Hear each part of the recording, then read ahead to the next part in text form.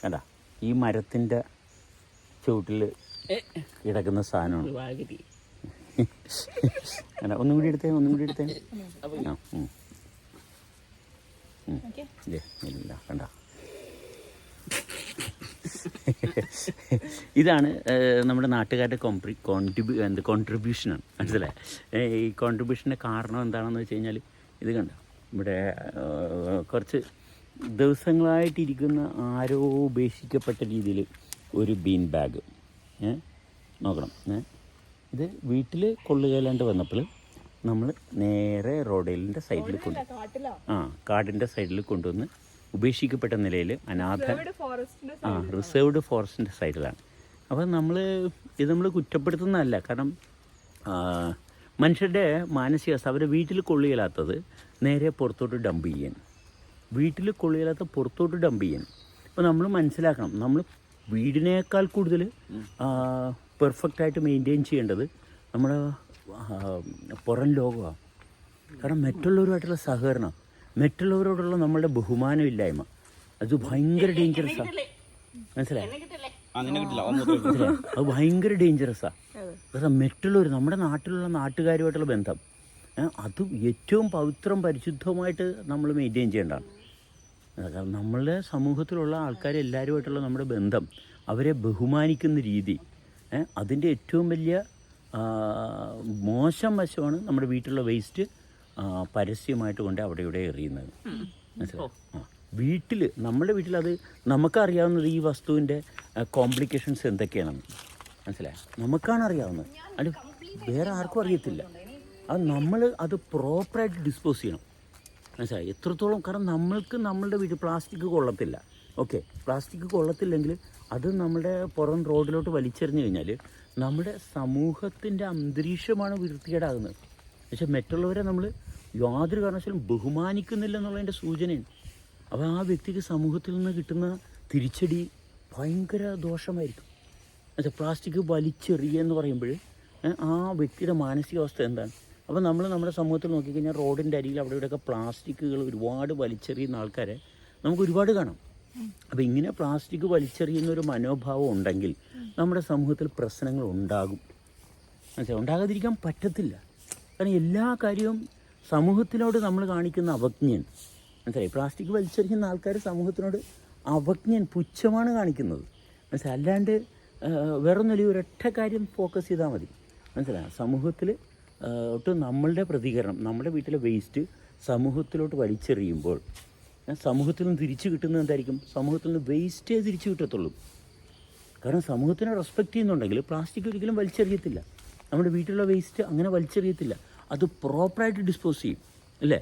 അത് പ്രോപ്പറായിട്ട് ഡിസ്പോസ് ചെയ്യും. അല്ലേ? അതെ. അപ്പം ആ സമൂഹത്തിനോട് നമ്മൾക്ക് ഇങ്ങനെയാണ് നമ്മളുടെ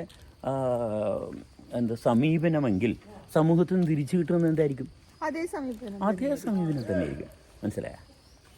നമുക്ക് സമൂഹത്തിനോടുള്ള റെസ്പെക്റ്റ്, മനസ്സിലായി? മറ്റുള്ളവർ എങ്ങനെ നമ്മളോട് പ്രതികരിക്കണം എന്ന് നമ്മൾ ആഗ്രഹിക്കുന്നുവോ, അപ്പോഴാണ് ഒരു സാമൂഹ്യ ജീവിയാണ്. അതെ, അപ്പോഴാണ് ഒരു സാമൂഹ്യ ജീവിയാണ്. കാരണം മറ്റുള്ളവർ നമ്മൾ റെസ്പെക്റ്റ് ചെയ്യാൻ തുടങ്ങിക്കഴിഞ്ഞാൽ ആ റെസ്പെക്റ്റ് ചെയ്യുന്നത് കൊണ്ട് തന്നെ അവരെ എങ്ങനെയാണ് റെസ്പെക്റ്റ് ചെയ്യുന്നത്, അവരിലുള്ള മാന്യത, അവരിലുള്ള ക്വാളിറ്റിയാണ് നമ്മൾ അവരുമായിട്ട് ഇൻട്രാക്ട് ചെയ്യാനുള്ള മാനദണ്ഡമെങ്കിൽ നമ്മളിൽ ആ അതേ ക്വാളിറ്റി തന്നെ എങ്ങനെയാണ് നമ്മൾ മറ്റൊരു മനുഷ്യനിലെ ക്വാളിറ്റിയെ നമ്മൾ അഭിസംബോധന ചെയ്യുന്നത്, നമ്മളിലുള്ള അതേ ക്വാളിറ്റി ഉണരാൻ തുടങ്ങും. പ്രകൃതിയും അങ്ങനെയാണ്. പ്രകൃതിയും അങ്ങനെയാണ്. മനസ്സിലായ? പ്രകൃതിയിലുള്ള പ്രകൃതി വിഭവങ്ങളെ നമ്മൾ ശ്രദ്ധിക്കാൻ തുടങ്ങുമ്പോൾ പ്രകൃതി നമ്മളെയും ശ്രദ്ധിക്കാൻ തുടങ്ങും. മനസ്സിലായി? ഇതൊരു ഭയങ്കര രസകരമായിട്ടുള്ള ജന്മമാണ്, ജീവിതമാണ്. പക്ഷെ ഇത് കൊണ്ടുനടക്കാൻ മനസ്സിലാക്കണം, കൊണ്ടുനടക്കാനുള്ള കഴിവ് വേണം. മനസ്സിലായി? വണ്ടി മേടിച്ചാൽ പോരാ, വണ്ടി ഓടിക്കാൻ പഠിക്കണം. പക്ഷേ എന്ന് പറഞ്ഞാൽ നമ്മുടെ ജീവിതം നമ്മൾ ജനിച്ചാൽ പോരാ, ജീവിക്കണം. അപ്പോൾ ഇതിനുള്ള മാനുവൽ, പല ആൾക്കാരും ഇതിൻ്റെ മാനുവൽ എന്ന് പറഞ്ഞ് പല പുസ്തകങ്ങൾ ഇറക്കിയിട്ടുണ്ട്. ഈ പുസ്തകത്തിൽ നമ്മളെ പറ്റിയുള്ള യാതൊരു കാര്യവും വ്യക്തമായിട്ടില്ല. ഒരു ഗ്രന്ഥത്തിലും നമ്മളുടെ മാനുവൽ എന്ന് പറയുന്ന ഒരു ഗ്രന്ഥത്തിലും ഇല്ല. ഇതാണ് നമ്മൾ ആദ്യം മനസ്സിലാക്കേണ്ടത്. കാരണം അനുനിമിഷം മാറ്റത്തിന് വിധേയമാകുന്ന, അനുനിമിഷം തെളിച്ചം തരുന്ന ഒരു സംവിധാനമാണ് നമ്മുടെ ജന്മം. അതുകൊണ്ട് ഇതിൻ്റെ ഒരു റെഫറൻസ് പുറത്തെങ്ങുമല്ല, അനുഭവത്തിലാണുള്ളത്. മനസ്സിലായി? ആ അനുഭവത്തിൻ്റെ ഭാഗം. ഇപ്പോൾ ഭയങ്കര വലിയ ഗ്രന്ഥങ്ങളൊക്കെ വായിച്ചിട്ടുള്ള പഠിച്ചിട്ടുള്ള ആൾക്കാരായിരിക്കും ഈ പറയുന്ന വേസ്റ്റൊക്കെ റോഡിലിട്ട് എറിയുകയും മറ്റുള്ളവരെ ചീത്ത വിളിക്കുകയും തർക്കിക്കുകയും അടിവെക്കുകയും ഇതെല്ലാം ചെയ്യുന്നത്. അപ്പോൾ ഗ്രന്ഥം കൊണ്ട് യാതൊരു പ്രയോജനവും ഇല്ലെന്നുള്ളതിൻ്റെ ഏറ്റവും സിമ്പിൾ ഉദാഹരണമാണത്. അപ്പോൾ ഗ്രന്ഥത്തിലല്ല കാര്യം ഇരിക്കുന്നത്, നമ്മളിലെ ഗ്രന്ഥികളിലാണ്. മനസ്സിലായി? അപ്പം നമ്മളെ നമുക്ക് ശ്രദ്ധിക്കാൻ സാധിക്കുന്നുണ്ടോ? അവിടെയാണ് നമ്മുടെ സവിശേഷതകൾ കാണാൻ സാധിക്കുന്നത്. നമ്മുടെ യൂസർ മാനുവൽ ആർക്കും ഇറക്കി കൊടുക്കണമെന്നും പറഞ്ഞിട്ട് ആരും ടെൻഷൻ അടിച്ചിട്ട് ജീവിക്കാതിരുന്നിട്ട് യൂസർ മാനുവൽ ആക്കണ്ടല്ല, യൂസർ ഓപ്പറേഷനിൽ ഇരിക്കുകയല്ലേ. ഇനി മാനുവൽ എന്തിനാണ്? മനസ്സിലായ? ഇത് യൂസർ ഓപ്പറേഷനിലാണ് അല്ലേ, നിരന്തരം ഫങ്ഷൻ ചെയ്തുകൊണ്ടിരിക്കുകയല്ലേ. ഇതിന് മാനുവൽ റെഫറൻസ് എന്തിനാണ്? എവിടെയെങ്കിലും സ്റ്റോപ്പായിട്ടുണ്ടോ? എവിടെയെങ്കിലും സ്റ്റോപ്പായിട്ടുണ്ടോ? ഇല്ല, ഒന്നും സ്റ്റോപ്പായിട്ടില്ല. പിന്നെ അതിന് യൂസർ മാനുവലിൻ്റെ ആവശ്യമില്ല.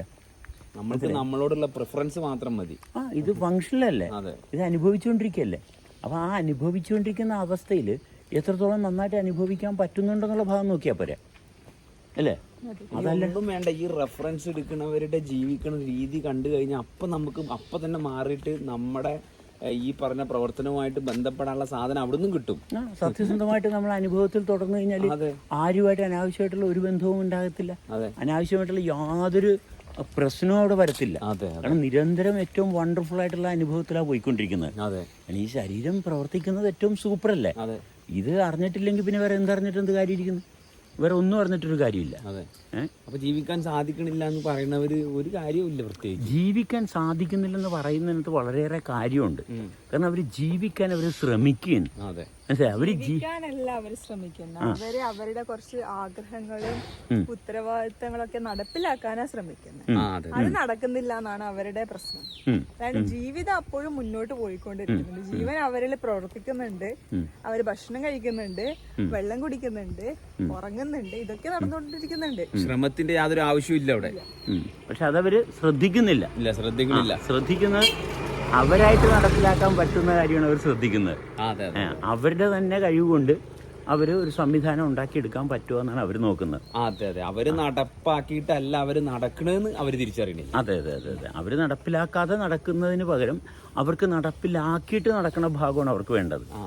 അത്രേ അറിയത്തുള്ളൂ. അപ്പൊ തന്നെത്താൻ കൈകാര്യം ചെയ്ത് തന്നെത്താനൊക്കെ രൂപം കൊടുത്ത് അത് നടപ്പിലാക്കാൻ, അല്ലാണ്ട് രൂപം കൊണ്ട് നിലനിൽക്കുന്ന അവസ്ഥയ്ക്കല്ല സ്ഥാനം കൊടുക്കുന്നത്.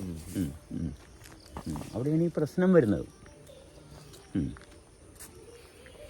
ഞങ്ങളിതിപ്പോൾ ഇങ്ങനെ നമ്മുടെ ഒരു ഈവനിങ് വാക്കാക്കി,